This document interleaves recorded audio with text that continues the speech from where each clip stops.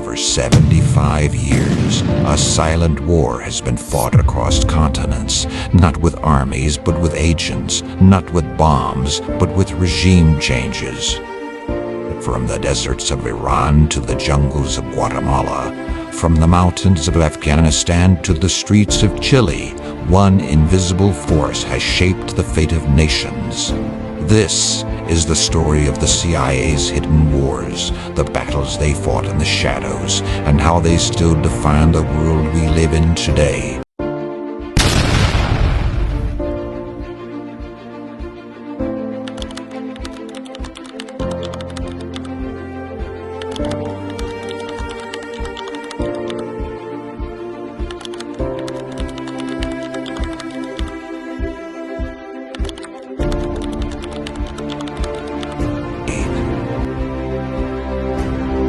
It all began in 1947. The Cold War had just begun. The world was divided between two giants, the US and the Soviet Union. Out of this fear, America created a new kind of weapon, the Central Intelligence Agency. Their mission was simple: protect American interests by any means necessary. But soon, it wouldn't just be about protection, it would be about control. The CIA learned early that the easiest way to win a war is to make sure your enemy never takes power. Their first real experiment, Iran, 1953. Prime Minister Mohammad Mossadegh had nationalized Iran's oil, taking it from the British. That was enough to mark him as an enemy.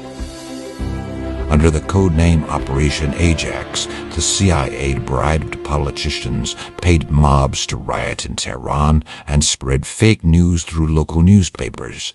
Within days, Mossadegh was overthrown. The Shah was restored to power, obedient, pro-Western, and loyal. It was the first successful regime change of the Cold War, but it wouldn't be the last. Next, Guatemala, 1954. President Jacobo Orbán's dared to nationalize land owned by an American corporation, United Fruit Company. The CIA saw it as communism spreading in the Americas. Operation PBS, a covert coup disguised as a people's uprising. The CIA spread radio lies of rebel victories, dropped fake bombs, and funded a small army to invade from Honduras. Orbáns fled the country. A dictatorship followed, and the CIA had perfected its art. By the mid-52nds, America wasn't just defending democracy, it was choosing who got to have it.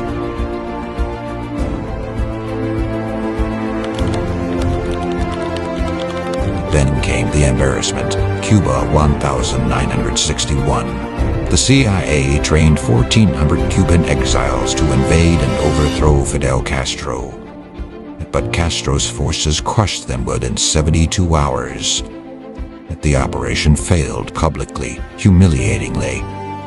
Yet behind that failure came something darker, Operation Mongoose, the CIA's secret campaign to assassinate Castro hundreds of times, using everything from poisoned cigars to exploding seashells. The hidden wars were now personal, obsessive. In 1973, Chile became the next battlefield. Salvador Allende, Latin America's first democratically elected Marxist president, was gaining popularity. For Washington, that was unacceptable. CIA money flooded Chile's media and opposition. Protests were ignited. The economy was destabilized until the military, led by Augusto Pinochet, struck. Allende died in his office. A brutal dictatorship began. Thousands disappeared, but for the CIA, another success. Then came Afghanistan. The Soviet Union invaded in 1979. The CIA saw an opportunity, Operation Cyclone. billions of dollars of weapons were funneled to Islamic fighters, the Mujahideen. They were hailed as heroes then. But decades later, those same fighters would become the Taliban and Al-Qaeda. Once again, the hidden wars came home.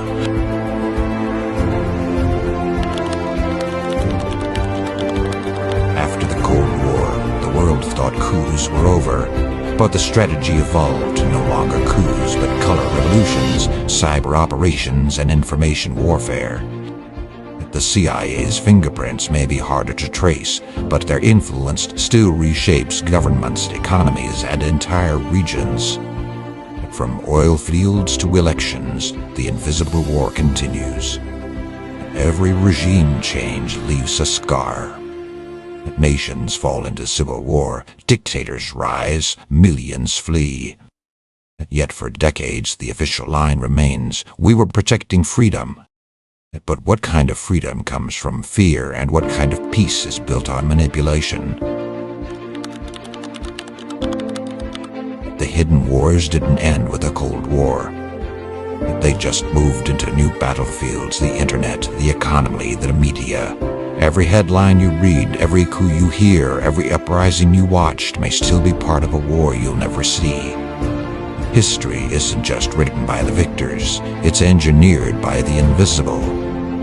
In the next chapter, we'll uncover how the tools of regime change are now being used inside nations through information, technology, and data.